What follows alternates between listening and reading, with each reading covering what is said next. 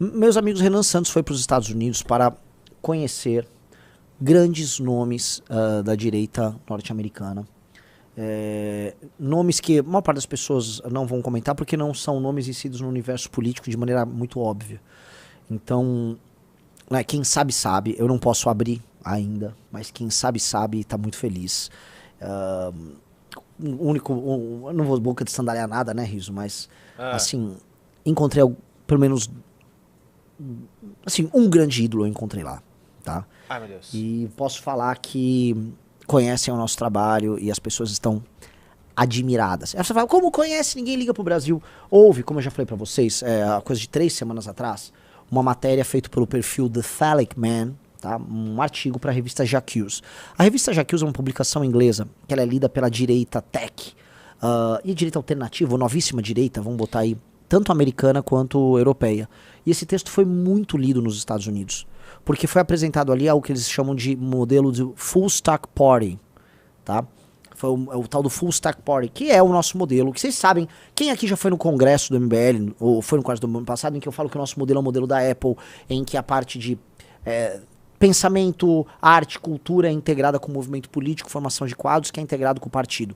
Esse partido em que todas as fases do processo estão amarradas e que você consegue integrar todas elas e você consegue fazer isso se autofinanciar sem depender de ficar, né, de ricos que você tem que ficar beijando a bunda deles pra conseguir sucesso. Esse modelo, os gringos piraram,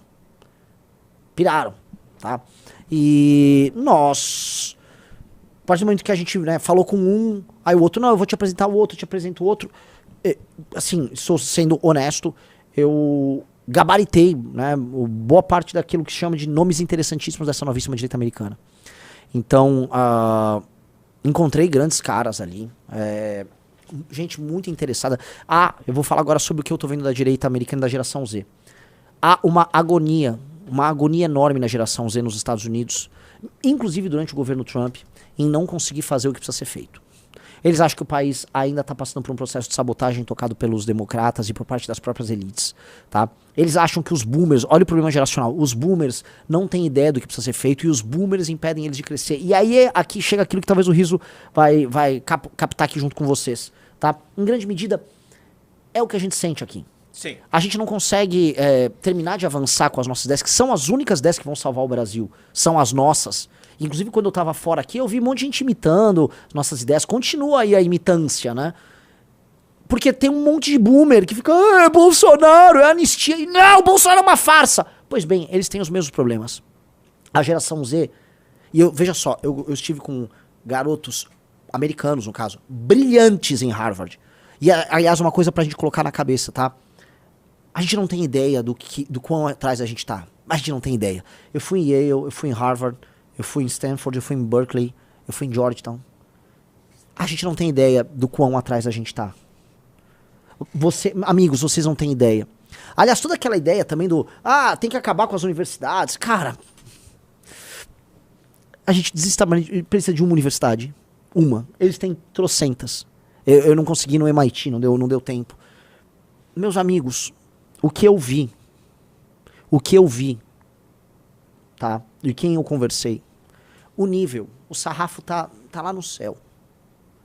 A qualidade desses jovens de direita nos Estados Unidos, meu Senhor Jesus Cristo, a gente não tem ideia.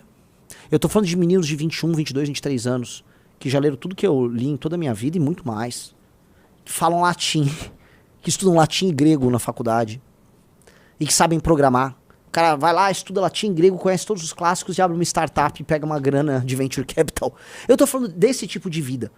Aos melhores ali nos Estados Unidos, as possibilidades são infinitas. Infinitas. Porque você junta um grupo de rapazes inteligentíssimos e aí isso tudo é possível. Mas o que aconteceu, meus amigos? O que aconteceu? E aí, isso é o recado agora pra vocês, porque isso é muito inspirador, tá? Meu foco, eu não fui lá, né? Ficou o Eduardo Bolsonaro, fica lá grudado no Trump. Eu não fui na administração Trump. Eu não fui falar com gente da administração Trump. Eu fui falar com algo diferente que tá acontecendo. O que nós falamos, quando os caras leram o nosso artigo, todo mundo que eu encontrei nessas faculdades basicamente leu esse artigo e foi o tema das conversas. Eles falam como vocês estão à nossa frente. Por quê? Porque hoje o que o Movimento Brasil Livre faz, junto com o Partido Missão, junto com essa geração de formadores de opinião que estão aqui, amigos e parceiros, me substituíram aqui nessa live o amigo Impera, os amigos Novos Clássicos, os amigos, o Mídia BH, mas o MBL como um todo o nosso universo. O que nós estamos fazendo está muitos passos à frente dos demais. Talvez o único paralelo que a gente tem aí, de gente jovem produzindo algo muito novo, seja no Japão, com aquele partido agora que surgiu, eu esqueci o nome dele, mas um partido interessantíssimo que surgiu no Japão.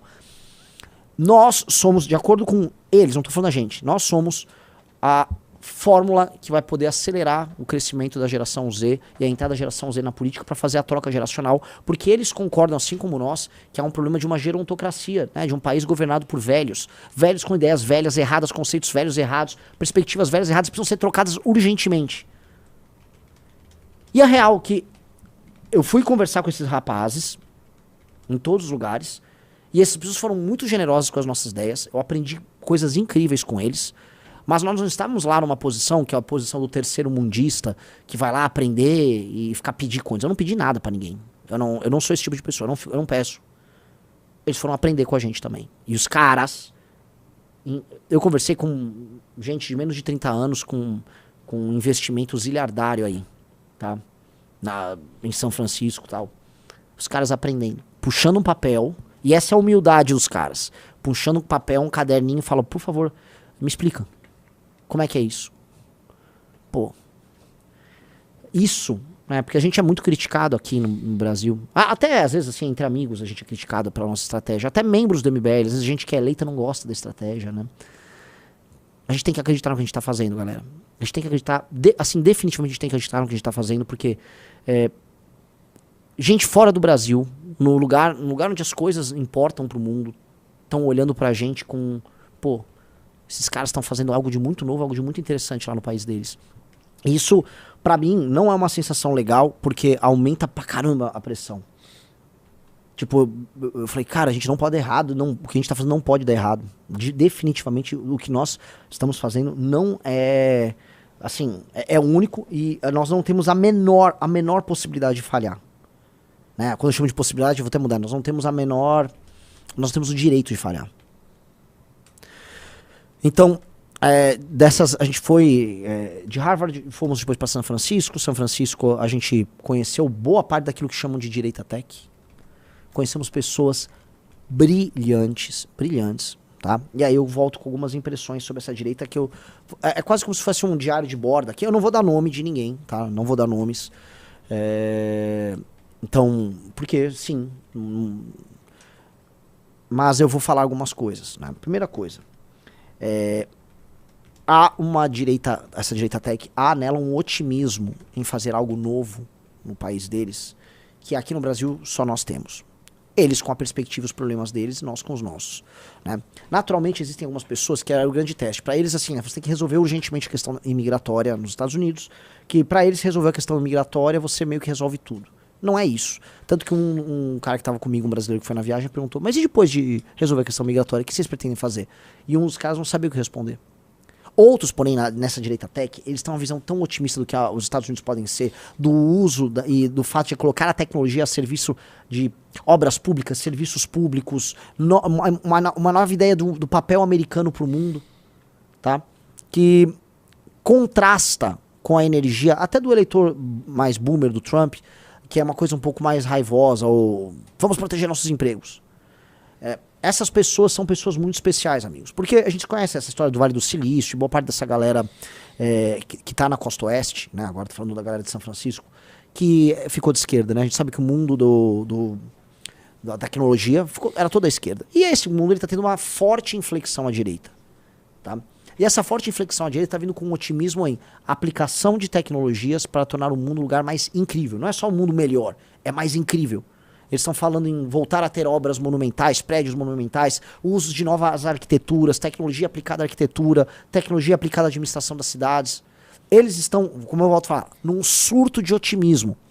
Os melhores momentos da humanidade é quando você consegue uma renovação ideológica que vem junto com um surto de otimismo na sua aplicação. E isso eu reparei ali na galera, esse surto de otimismo. Só que é um surto de otimismo que é acompanhado da parte, especialmente dos jovens mais intensos, vamos colocar aí, uma ansiedade bizarra em ver que você tem possibilidades incríveis, mas você não consegue sair do lugar. Eu entendo isso porque, por mais que eu não me coloque nessa posição de um cara brilhante, igual esses caras são, não me coloco, eu tenho que ser muito humilde nisso. Eu trabalho com algumas pessoas que são brilhantes, inclusive pessoas que poderiam muito bem estar no meio desses caras ali. E a gente sabe, assim, que a gente tem essa mesma angústia. Quando a gente vê as ideias que a gente tem sobre desfavelização, transformar favelas em bairros no Brasil, que isso é uma coisa que eu expliquei demais pros gringos. Os gringos, cara, é isso. Yeah! Vem um desespero em se saber, cara, as pessoas não estão prontas pra votar nisso. As pessoas não querem votar nisso. As pessoas querem discutir besteira, né? Querem discutir travesti de um lado, ou anistia do outro. Isso não é um assunto. Isso não é um assunto, definitivamente. Pô, não é um assunto. E eles ficam com essa agonia.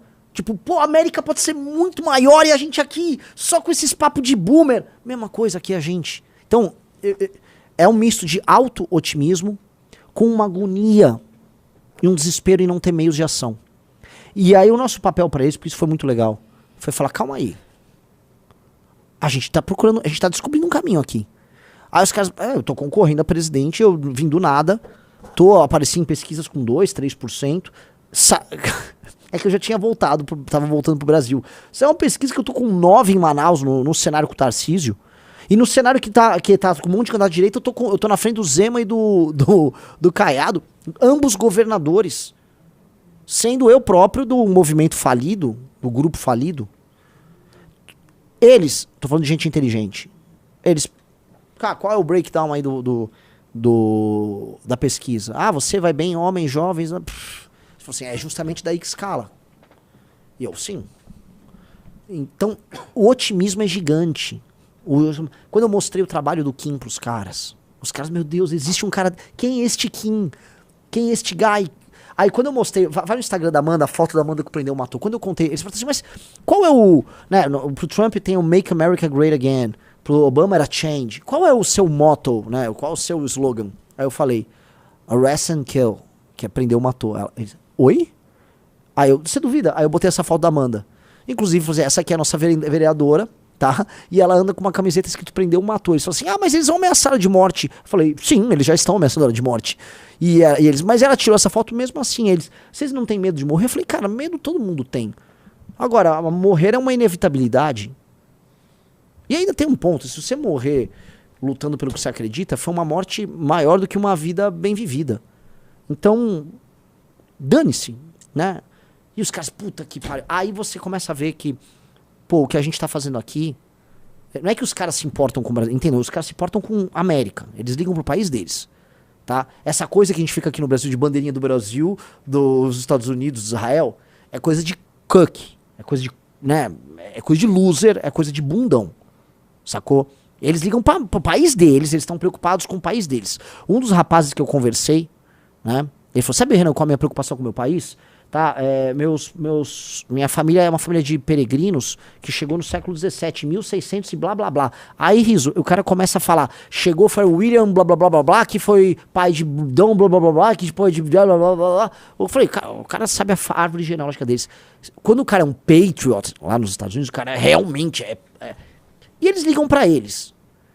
Quem fica botando essa bagaça de bandeirinha somos nós que somos ridículos nisso. Eu falei, eu falei assim, eu também, cara, vocês são meus aliados, mas eu tô preocupado com o meu país, eu quero que o meu país tenha uma bomba atômica e o seu país em um momento não vai querer que eu tenha uma bomba atômica.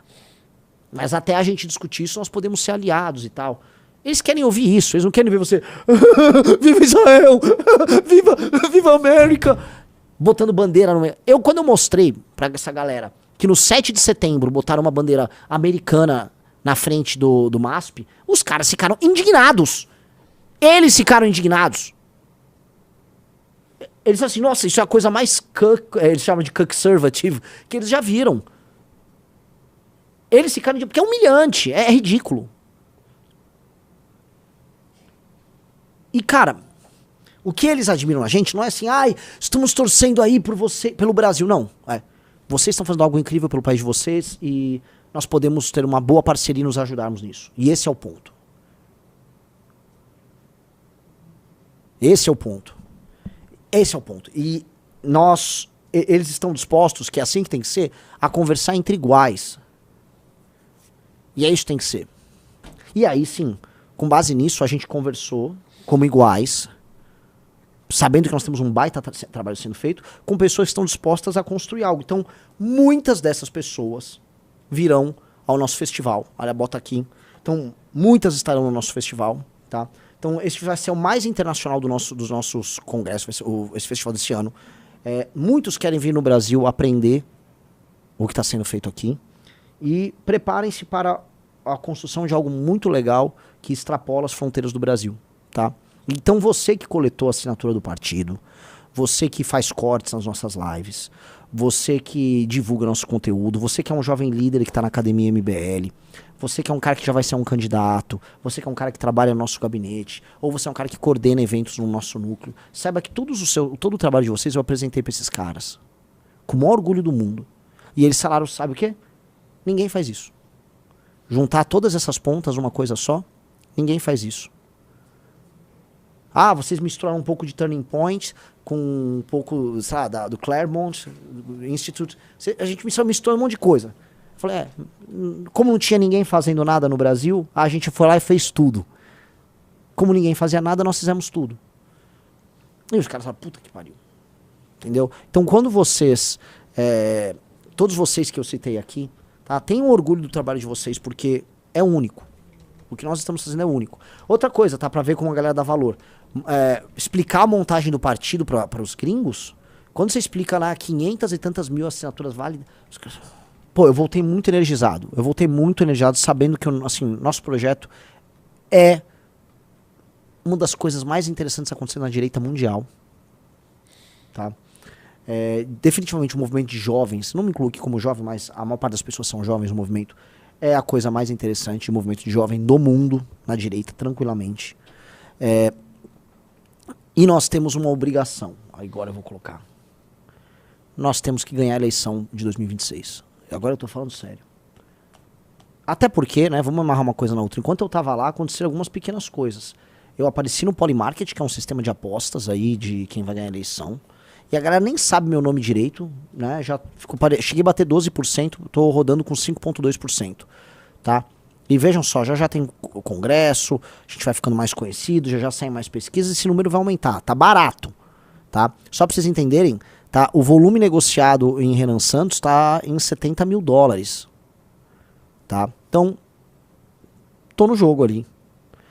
Outra coisa, aquela pesquisa em Manaus assustou, tá? Assustou. E acho que vocês têm que começar a pensar que nós não vamos entrar para ser figurantes, nós vamos entrar para brincar. Então vamos trabalhar para ganhar. Sabe por quê? Quando eu conversei lá com os gringos, o que eles viram da gente, eles falaram assim, não, mas vocês estão concorrendo para ganhar, certo? Eu falei, não, veja só, o objetivo é mostrar, não, você vai ganhar, Renan. Você precisa destruir o crime organizado, você precisa desfavelizar o seu país. Quando a gente apresenta a destruição do crime e a desfavelização, eles falam assim, cara, eu entendi, vocês estão fazendo o Brasil virar o país sério que o Brasil nasceu para ser. E eu falei, então você tem que ganhar a eleição. Por que vocês não têm direito de não ser ambicioso? Então assim, nós temos que ser absurdamente ambiciosos. Nós temos que ser muito ambiciosos, nós temos que ganhar a eleição. Não importa o resultado do final que venha, nós vamos trabalhar de olho fechado para ganhar. Nós temos que eleger o maior número de deputados possíveis. O nosso trabalho é um trabalho de longo prazo, mas a nossa energia tem que ser para ter a vitória já na largada. Então vamos. Não vamos ter medo do futuro. Não vamos ter medo do futuro. Definitivamente, amigos, eu voltei com essa confirmação. Nós somos o que há de melhor aqui. Nós somos o que há de melhor aqui, disparado. E, na verdade, nós somos o que há de melhor, inclusive quando comparado com eles. Eu volto a colocar, eu conheci algumas pessoas, seguinte nível. Formado numa uma Ivy League ou um Berkeley, Stanford. Gente, né, do topo, do topo, do topo. Fala latim, fala grego. Esse nível, Rizão. Esse nível. Leram tudo que importa. Um recebe convite para trabalhar num banco de primeiríssimo nível, outro monta uma startup, outro fala latim e programa.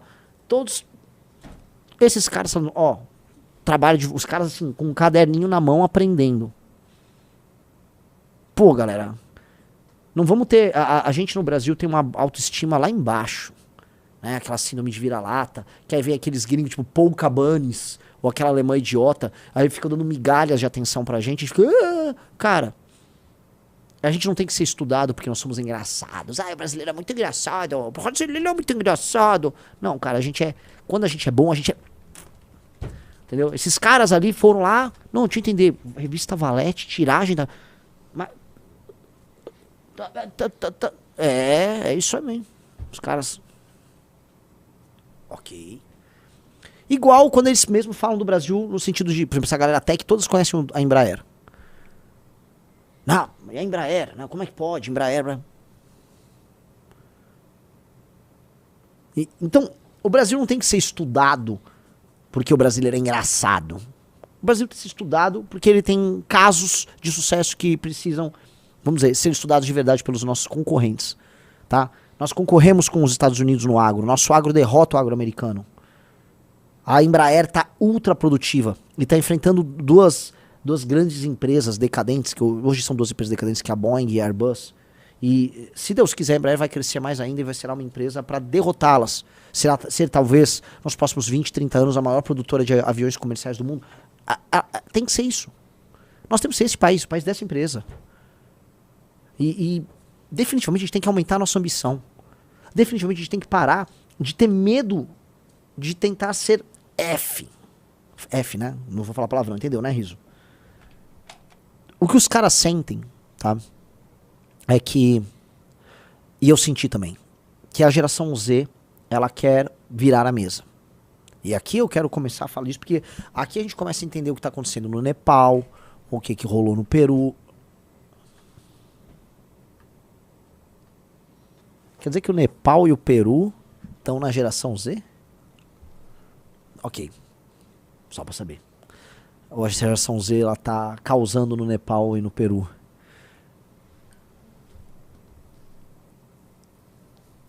Bom, né?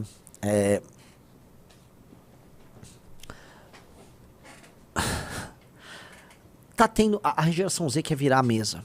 A geração Z tá revoltada. E é uma geração diferente. Eu, cada vez mais como um millennial, né? Eu vi aquela discussão toda que ouviu o Impera, teve com o Petri. Amo os dois, então, pra mim, eu simplesmente quero que fique tudo bem. E entendo o que tem de diferente da minha geração pra geração Z. É perceptível essa diferença. É perceptível também nos Estados Unidos o fenômeno incel. Assim, o fenômeno incel, ele é mais descarado nos Estados Unidos. O incel é muito, assim, claramente um incel, tá? Você consegue perceber e meio que a pessoa já até entrega que ela é. Então, a geração Z, ela tá disposta a gastar a vida dela fazendo algo maior do que o tempo. E isso não é um meme. Isso é verdade. E essa angústia é uma angústia mundial. Então, olha o que eu vou colocar aqui. Sou ambicioso, sou um sujeito ambicioso. Eu acho que nosso papel não é apenas no Brasil, nosso papel é no mundo todo. Vou conversar com esse pessoal da direita americana, vou conversar com pessoas da direita europeia, vou conversar com gente no Chile, na Argentina. Eu acho que a gente tem que trazer todo mundo pra cá por duas razões. Como disse um grande amigo, tem que dar crédito pro grande Eumenes, a eleição de 2026 no Brasil será a guerra civil espanhola dessa geração toda. Lógico que não tô falando em termos ideológicos, mas em grande medida a guerra civil espanhola foi uma guerra que o mundo inteiro participou, assim, pessoas do mundo inteiro foram ver, tá? A eleição no Brasil é uma eleição que a geração Z, ela verá pessoas da geração Z com um formato geração Z fazendo campanha. Então muita gente no mundo inteiro vai olhar de uma maneira diferente. Nós somos, veja só, os maiores inovadores políticos da geração Z em fórmula de ação política. Talvez a gente bote aí no mesmo balaio a turma do Nepal. Né? Por mais que não tenha fórmula nenhuma, foi só um fenômeno, mas essas coisas vão dar em algo. Não pense que terminou aí. E tem um partido, eu sempre esqueço, um partido novo no Japão. Bota ali o novo partido japonês de direita. Tem uma iniciativa legal. E eu acho que nós temos que empoderar a geração Z no mundo, ao Sanseito, tá? Então, o que eu quero dizer, nós precisamos ter uma espécie de aliança internacional e as pessoas estão dispostas a isso. Eu acho que nosso papel é esse. Eu estou vendo esse papel. Eu fui lá servir de embaixador da nossa causa ali nos Estados Unidos e eu vi algo diferente. E eu quero agora amarrar essas pontas no mundo inteiro. Oferecer nossas técnicas. É como se fosse um exército global, porque a guerra é mais ou menos a mesma. A guerra é mais ou menos. Elites que nos traem, gerontocracia. Países administrados por burocracias corruptas que querem impedir que a gente se realize. As pessoas precisam realizar seu destino manifesto. Os países têm que se realizar perante o mundo. E eles estão apenas presos. Né? É um welfare, é um burocrata, né? É uma taxação. E a vida não acontece. Todo mundo fica com a sensação que a vida não acontece. E essa sensação maldita da vida não acontecer, ela é igual para todos. Você que está assistindo a live, está assistindo isso aí. Tua vida não está acontecendo, teu país não está acontecendo, turma de amigos não está acontecendo, não está acontecendo. Você sente que nada acontece. É ou não é? É o famoso meme, nada acontece feijoada. Essa sensação não é só tua. Saiba que tem um incel em São Francisco, lá na Califórnia, que sente o que você tá sentindo, e um cara com um QI de 150 em Harvard, falando em latim com um amigo dele, sentindo a mesma coisa, e um cara no Japão sentindo a mesma coisa, outro no Nepal sentindo a mesma coisa. Tá rolando isso. Tá rolando. Pô, olha como isso é grande. Não é só sobre aqui, ainda que a nossa missão seja aqui. Mas nós temos algo, cara. Eu mostrei pra galera, né? Outra coisa que veio, tá? Eu entendi o fenômeno Nick Fuentes, tá?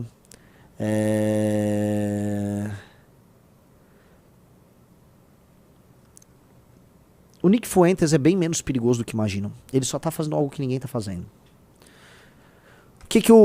Toda essa galera de Itatec, eles olham com um assombro, mas não comentam muito sobre o Nick Fuentes. Quem é o Nick Fuentes? É um rapaz hispânico, que parece ser branco, né?